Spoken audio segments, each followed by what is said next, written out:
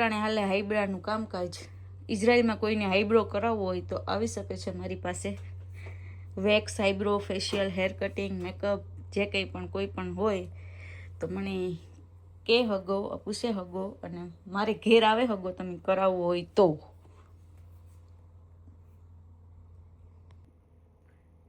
જો અત્યારનો હે અને આના પછીનો ઉતારું કરીને. મારો આઈબ્રો થઈ ગયો રેડી.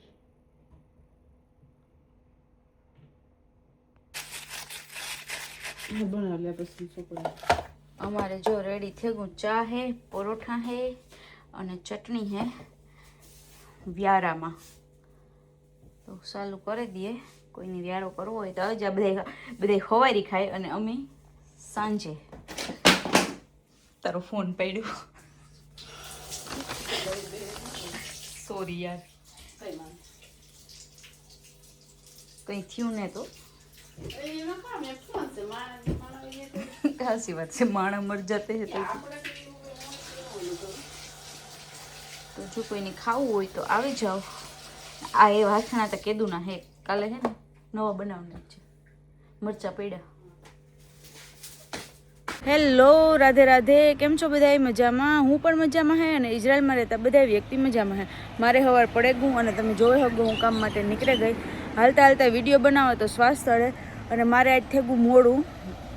મારે ઉઠવાનું મોડું થઈ ગયું. લાઈક હાંજી ચા પીધી, મને નીંદર આવી નહીં તો સવારે ઉઠવામાં મોડું થઈ ગયું. અને અટાણે બસ ટાણે હે નહીં એટલે હાલે ને જા. હજી જેટલું હાલી એટલું બાકી છે હાલવાનું. તો મેં કીધું વિડીયો બનાવેલા જોઈએ હે. થોડુંક વહેલા મોડું થાય તો હું ડોહીને ફોન કરી દે કે મારે થોડુંક મોડું થાય, કેમ કે આ ફેમિલી એવું છે કે મારે 8 વાગે પૂગે જ જવું પડે અને 8માં 2-5 મિનિટની જ વાર છે. તો હું કહી દે હે ને પૂગા હે નહીં ક્યારેક થાય હું. અને મને અટાણે ટેન્શન એ થાય કે મારે 11 કલાક સાફ સફાઈનું કામ કરવાનું છે અને મારે નીંદર પૂરી ને જ થઈ હું ક્યાં કરી. મને સિરિયસલી ટેન્શન થાય કે હું ક્યાં કરી, કેમ કે 3 દી થયા ઘેર હતી મેં નીંદર કરી પણ જી લાઈક એક દી ન કરીએ તો એ ઓલું તો દેખાય જ. એટલે હવે જોવા, આઈ હોપ કે કંઈ થાય નહીં.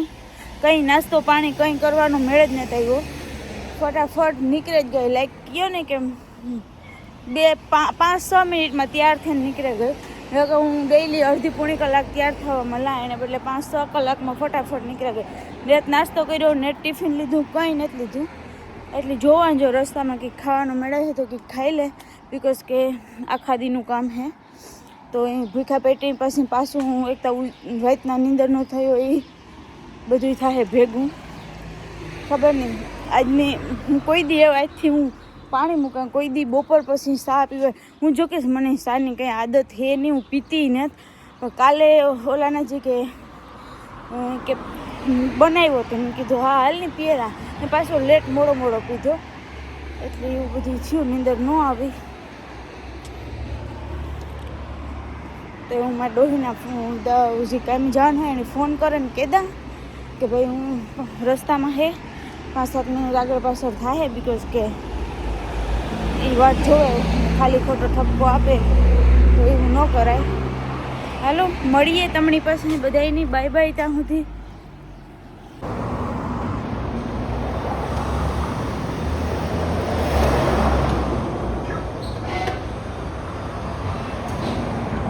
કેટલા ટાઈમથી લાઈક રસ્તાનું કામ હાલે.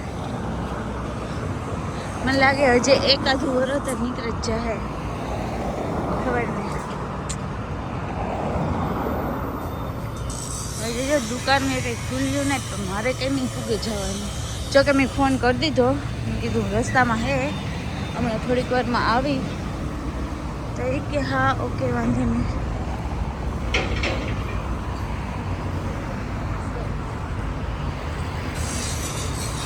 આ ભાઈ કોક ઇન્ડિયાનો હે, મને નમસ્તે કહેતો હું તો બોલી.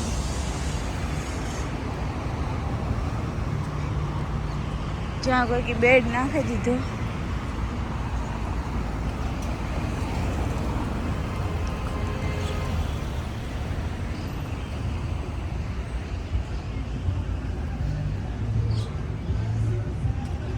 સારું ગાઈસ, તો હવે હું પૂગવા આવી. મળીએ પછી.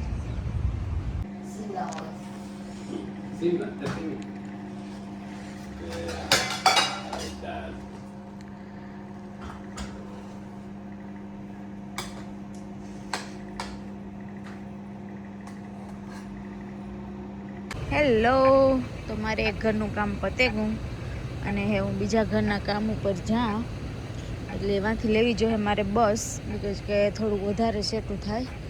એટલે આગળ હે બસ સ્ટેશન, એટલે એનાથી બસ લઈ લે અને પછી તોય 11 મિનિટ જેવું હાલવું જોઈએ બસ લીધા પછી. એટલે જોકે એટલો તડકો ને વાંધો નહોતા આવે. અને આજ ત્યાં સવારી મોડું થઈ ગયું અને એ જે ડોહી હતી ટૂંકમાં જેને કામ કરવાનું હતું એ મને ખીચકાણી. પછી સવારના પોરમાં યાર એવું થાય લાઈક આપણી કોક ઉટા વેતનું કોક આપણી જોકે સવારના પોરમાં હું સીધી ના ગઈ હતી. મેં કોફી ન કંઈ નહોતું પીધું ને હું ગઈ ને ત્યાં રાયડું નાખવા માંડી. ખાલી 15 જ મિનિટ મોડું થયું હતું, ખાલી 15 મિનિટ. લાઈક મારે 8 વાગે પૂગવાનું હોય અને હું 8:15 પૂગી હતી. એમાં તમે એને રસ્તામાં ફોન કરી દીધો હતો કે હું રસ્તામાં હે, હું આગળ 5-7 મિનિટમાં પૂગા. એટલે ખાલી 15 જ મિનિટ મોડી થઈ હતી. તો હું ના પૂગી ને ત્યાં રાયડું નાખવા માંડી. હા હો, આ હેન તે હેન મલક ને બોલે. પછી મને હે ને એ થયું કે મારે કંઈ બોલવું જ નહોતું કે પહેલી રાયડું નાખેલી. તો ખબર નહીં ઓટોમેટિકલી હવાના પોરમાં ઓલું થઈ ગયું, મને દુઃખ લાગે ગયું. તો મારું રડવાનું થઈ ગયું ચાલુ. તે પછી એ દાદીના જે ઘરવાળા હે ને એ દેખે ગયા હતી. એ પછી ખીચકાડે કે તું બંધ થાય કે ઓલી અટાણમાં રોવે કે, તો એ બંધ જ ન થાય. તારી થતું હતું કે યાર આ લોકોની આપણામાંથી દયા જ ન આવે. એ લાઈક આપણે એનું કામ કરતા હોય દિલથી, એ ઘેર હોય ન હોય હું દિલથી કામ કરા તો એ આપણા એવી રીતના વ્યવહાર કરે જ લે. કોક દી તો મોકો જોડે ને એટલે બાંધવાનો ટૂંકમાં આપણે ખીચકાવાનો ઓતડે લેવાનો. તાર તો એ થાય કે આવી નોકરી માગે કામ, પણ વરે પાછું એમ થાય કે ઘોયરું. એટલે આજ તો સવારના પોરમાં દી બહુ બગડ્યો અને રોવાનું આવે ગયું સવારના પોરમાં. એટલે એવું હે, કંઈ હેલું નથી ને દુઃખ લાગે ગયું મને. ન કરું સાંભી બોલા નહીં તો પછી બાંધણું વધે જાય. એથી સાનામાની થઈ ગઈ, કંઈ ન બોલે હગાય એટલે અંદરથી પછી થઈ જાય રોવાનું ચાલુ.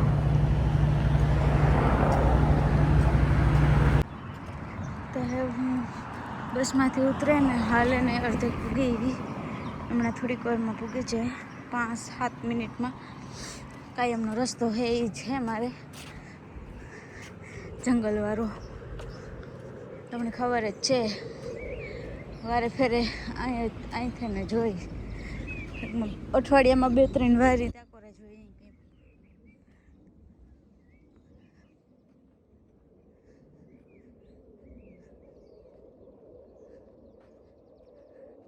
પ્લેનનો અવાજ આવે.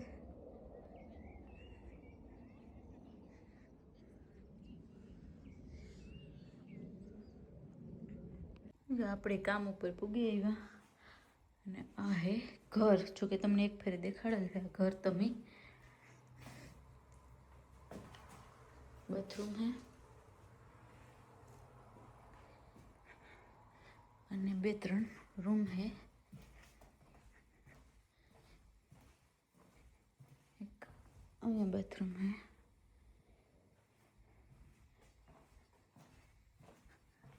અને રૂમો હે. એટલે હમણાં ફટાફટ કરવા માંડી.